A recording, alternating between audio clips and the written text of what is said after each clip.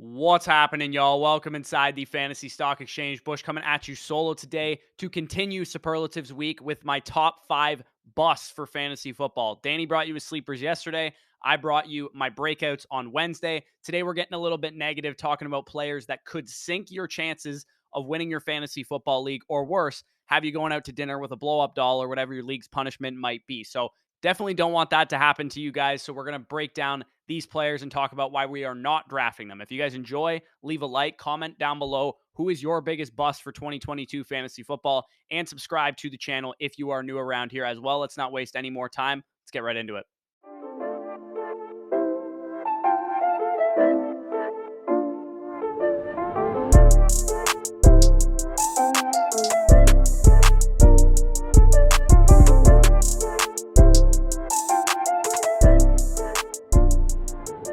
All right, to start things off, I'm going to make a couple stipulations just so we're clear here. First, it's not that I hate these players, it's that I don't like their ADPs. I think they're going too high, and I would rather draft other players going around them. So I'm not saying these guys will all be terrible for fantasy necessarily. I just think they're being drafted too high. And second, I'm only speaking about players that are going in the top 100 overall picks in ADP because, once you're outside the top 100, it's not going to kill you if you miss on your 9th round pick or your 11th round pick or whatever. So by all means, draft whoever you want at that point in the draft. But I'm talking about players that are going early in the draft because those are the guys that really sink your fantasy season if you miss on them. So we're going to start today by looking at who the busts were last year. In the top 75 overall players of ADP, these were the guys that busted. And how I define bust was guys that finished with lower than a 6% best ball win rate. 8.3% is the average win rate of all players, 1 in 12 chance of hitting. But basically, a lot of these guys, I actually color coded them to determine why they busted. The players in red, it was just injury. Obviously, we can't predict injury. And in the case of, Saquon Barkley and Julio Jones and Michael Thomas, maybe we should have seen it coming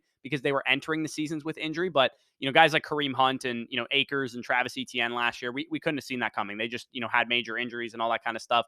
The players in yellow is the ones that I want to focus on because we could have actually predicted some of these players. And the two guys in orange were CEH and Miles Sanders, who both suffered injury and were also bad when they were on the field. So they were kind of a bust from two perspectives. I think there was a lot of major issues with a lot of these guys in yellow that we were not cognizant of last year during drafts. Most of them were talent or offense related. We had guys like Kenny Golladay, Chase Claypool, Clyde Edwards-Helaire, Miles Sanders, Cortland Sutton, guys that probably just weren't that good of players to be propelled to these ceiling outcomes that we had in mind for them, and me included. I really loved Chase Claypool last year. And I think, betting on second-year wide receivers is generally a good thing, but I didn't really take into account that Deontay Johnson was the better player at that point in time. And same goes for some of the other guys here with Allen Robinson, DJ Moore, and Odell Beckham Jr. I think these guys' catalyst for bust was the fact that their offenses were terrible, not necessarily that they're bad players, because A-Rob, DJ Moore, and Odell Beckham Jr. showed in spurts last year that they can definitely still play. And OBJ was only bad with the Cleveland Browns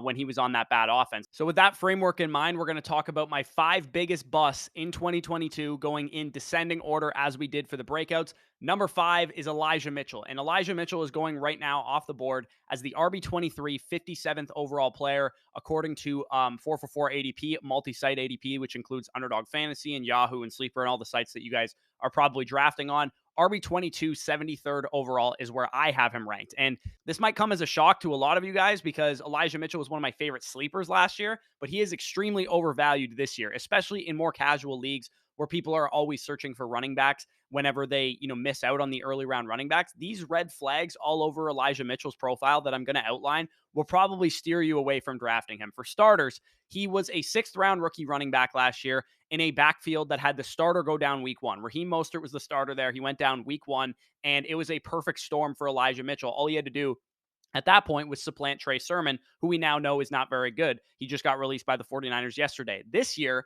Elijah Mitchell is starting on shaky ground. I'm not going to sit here and say that the reason I'm fading Elijah Mitchell is because the 49ers have had a different leading rusher for each of the last 5 years, but it is definitely a risk. We know that committee is in the 49ers and in Kyle Shanahan's blood, and we've heard drum beats of it in spurts all offseason that they want to deploy multiple running backs, use a running back by committee, and we've seen evidence of it ever since Kyle Shanahan has been in San Francisco, and even when he was in other stops like Atlanta and Washington, we've seen him use committees at the running back position. Then we got word that Elijah Mitchell had a procedure done to clean up his knee following the 2021 season that caused him to miss 6 games throughout the year.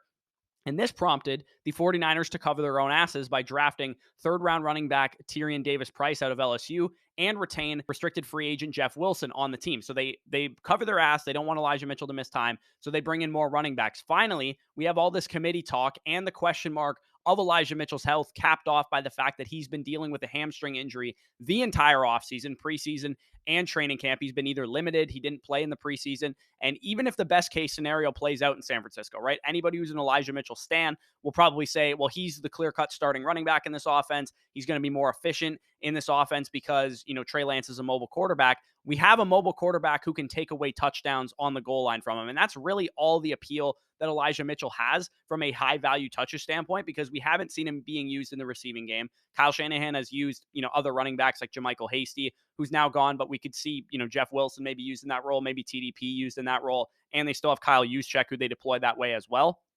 And also, Elijah Mitchell doesn't get a ton of carries because Trey Lance is probably going to carry the ball quite a bit as well. So the ceiling that we're looking at for Elijah Mitchell is probably like a middling RB2 who's touchdown dependent. And that's a lot of risk for me to inherit for not a lot of reward. In that area of the draft, I'm looking to hit home runs because I know at wide receiver, at tight end, at quarterback, I can get still league-winning type of assets. And typically at running back, those league-winning type of assets go higher in the draft.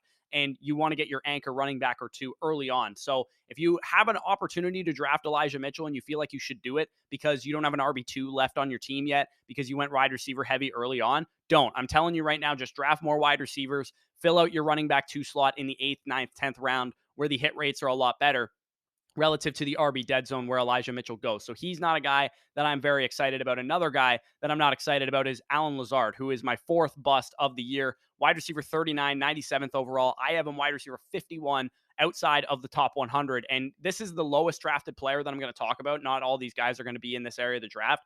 But in more casual leagues, I do think Allen Lazard will be pushed up the board because the number 1 wide receiver for Aaron Rodgers narrative is a real thing. I've noticed it, especially with casual players. And I ask you this, how many times has the fantasy football community fallen for a wide receiver who isn't that good because they project to be the number 1 or the number 2 receiver for a Aaron Rodgers type or a Patrick Mahomes type? Did people not learn from Marquez Valdez-Scantling and Geronimo Allison and McCole Hardman and Sammy Watkins in years past? Allen Lazard is not a good wide receiver. He's not a number 1 in this league. And no amount of people projecting Devontae Adams' vacated targets onto his plate is going to change that. As you guys can see, his reception perception profile outlines exactly what I'm talking about. He separates at a 15th percentile rate versus man coverage, 10th percentile versus zone, 27th versus press coverage, and he's an undrafted free agent with no more than 60 targets in a single season. He is not replacing the best wide receiver in the NFL in Devontae Adams. So if you're going to take shots on this Green Bay passing game, I highly suggest you do it on guys like Christian Watson and Romeo Doubs because they're rookies. They're unknowns. We don't know how good of players they are yet. Their talent level factor is enough for me to take shots on them. And also they're going later than Allen Lazard, which helps, soothe the blow as well. So a quick humble brag before I get into the top 3. I actually hit on all 3 of my top 3 busts last year. Russell Wilson, Allen Robinson, and Clyde Edwards-Helaire, all 3 of them had sub 6% win rates. And let's see if I can come close to that. So number 3 is David Montgomery. David Montgomery, just like Elijah Mitchell, there's a whole lot of shit wrong with him. David Montgomery, for starters, is in a bad offense. This Bears offense is probably not going to be very good because the Bears have not done a very good job of surrounding Justin Fields, who's a young second-year quarterback, with the adequate weapons, with the adequate protection to help him take the next step in his career, and investing in players like David Montgomery, who are solid players, but not necessarily difference-making talents, but play in bad offenses, led to some of those big busts that I talked about early on, like Kenny Golladay, like Cortland Sutton, etc., like Allen Robinson, like, DJ Moore. All those guys were big time busts for fantasy because while they're, varying levels of talent, they were playing in bad offenses and that they weren't good enough players to overcome that. Then we combine that with the actual workload concerns that we have for David Montgomery, because we have not had this the last 2 years. David Montgomery has been a workhorse bell cow running back the last 2 years, and I don't know if people know this. Number 1, in 2020, this guy led all running backs with a 90% opportunity share of his backfield. 90% opportunity share. We're talking Najee Harris, Christian McCaffrey level workload. This is elite touches we're talking about from David Montgomery in 2020 when he was a top 5 running back and had that great stretch down the back half of the season. And last year, he ranked top 4 in the NFL with an 80% opportunity share. So we're talking about a guy that has had virtually no backfield competition in the past couple seasons. And this is a new coaching staff, right? They did not draft David Montgomery. They have no allegiance to give him some huge workload. And the drumbeat in Chicago from guys like, Chris Emma from The Score and some of the athletic reporters is that Khalil Herbert is going to be more involved. And Khalil Herbert showed in his, limited action last year in relief of David Montgomery when he was injured that he is very capable of carrying the ball a couple times, contributing on third down, whatever they need him to do. So I think this backfield is going to be a lot more of a committee than, let's say, the workhorse touches that David Montgomery has received to this point. The offensive concerns alone were enough for me to shy away from David Montgomery. I don't want running backs in bad offenses where he's a middling talent. I think he can probably be a mid to low upside RB2 because that's enough for me to just not draft him altogether.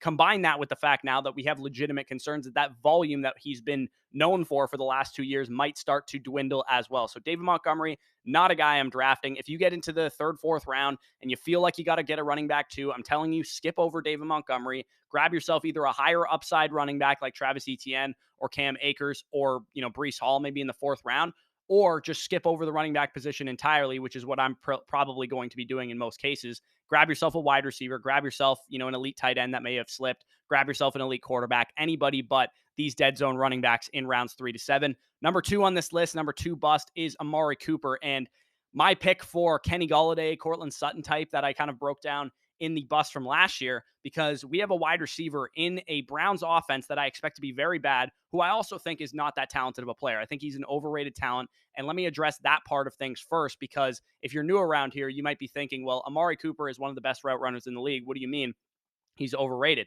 No, he's not one of the best route runners in the league. And we have documented proof that he's not one of the best route runners in the league in the form of Matt Harmon's reception perception. He has elite flashes, right? The Sunday Night Football NBC crew will point, Chris Collinsworth's like, man, look at this route by Amari Cooper. And that's why we think he's an elite route runner, but he does not do it consistently. And it's the reason that nobody who's drafted Amari Cooper enjoys having him on their fantasy team, because he's not consistent enough. And as you guys can see, his reception perception data over the last 3 years speaks volumes. He has never had a higher success rate than the 40th percentile versus man coverage, or the 53rd percentile against zone coverage, the 36th percentile against press coverage. Now, it'd be one thing if he was a go up and get it receiver like Mike Evans posting these numbers. But why this matters is because he's heralded for being a great route runner. So the fact that people say he's a great route runner, we should think he should have Deontay Johnson, Terry McLaurin, Devontae Adams, Stephon Diggs numbers, who, by the way, are all in the 90th plus percentile in these numbers. No, he's not there. He's way below those guys in the 30, 40, 50th percentile.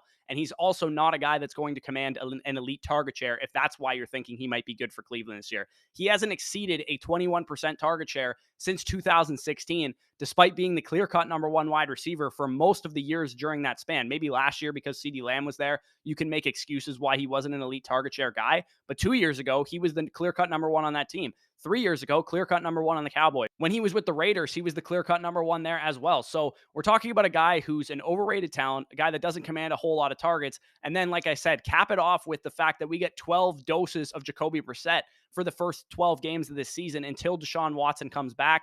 I think this will be a bottom 5 passing offense. I don't think we're going to get an offense that's going to be a difference-making offense, and Amari Cooper will have to do a lot on his own. And like I kind of just outlined, I don't think he's a good enough player to do that. We've seen him disappear for consistent stretches during the season when he's played in good offenses, the Raiders offense, the Cowboys offense, especially last year and the year before, and he's still been disappointing from a fantasy perspective, being like a middling, low-end wide receiver too. If we had Deshaun Watson as the quarterback, I probably still wouldn't be in on Amari Cooper, but at least at that point, you could convince me that he's going to be at least a little bit more, consistent, because the offense will be better. But we combine all these factors together. I'm just not drafting this guy anywhere remotely close to where he's going. I'd rather take a shot at these young breakout candidate guys like Amon-Ra St. Brown, Elijah Moore, and Rashad Bateman, Devontae Smith, guys going around that area of the draft. And if you want to go for a safer guy, I'd rather take Adam Thielen. I'd rather take Tyler Lockett, anybody in that area. Now, number 1 on this list is a bit bold. I will admit I'm scared more of this one than I am of the other guys coming back to bite me in the ass.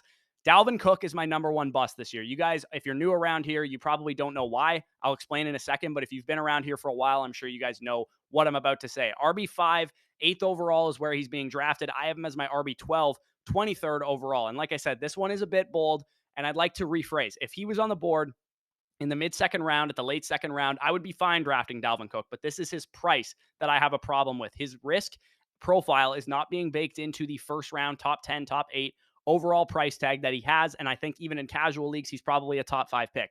I'm going to outline all three of the major risks that I have for Dalvin Cook in detail here. Risk number one is the fact that he has not played a full season in his entire career. He hasn't played more than 14 games in his entire career, dealing with a variety of lower body injuries. And we also know from doctors like Edwin Porras of Fantasy Points, Dr. Jesse Morris, a number of guys, that this is a guy that is predisposed to separating his shoulder because of the history that he has with that injury. And this excerpt that I'm putting on the screen right now is something that Edwin wrote about Dalvin Cook last year. And guess what? It flared up during the season, and he missed a game because of it with a labrum tear and a dislocation. And then also he missed 2 more games with an ankle sprain. So as you guys can see on the screen, Edwin outlines that he has a 42 to 55% chance of dislocating his shoulder and missing a couple games. The issue, it's one thing to miss a couple games. The issue is that Dalvin Cook could also tear the thing. If he has one bad hit, someone drives him into the turf as they're tackling him, he could separate it entirely or completely tear his labrum, and then he's out for the season because of this predisposition that he has. So that's risk number one with Dalvin Cook.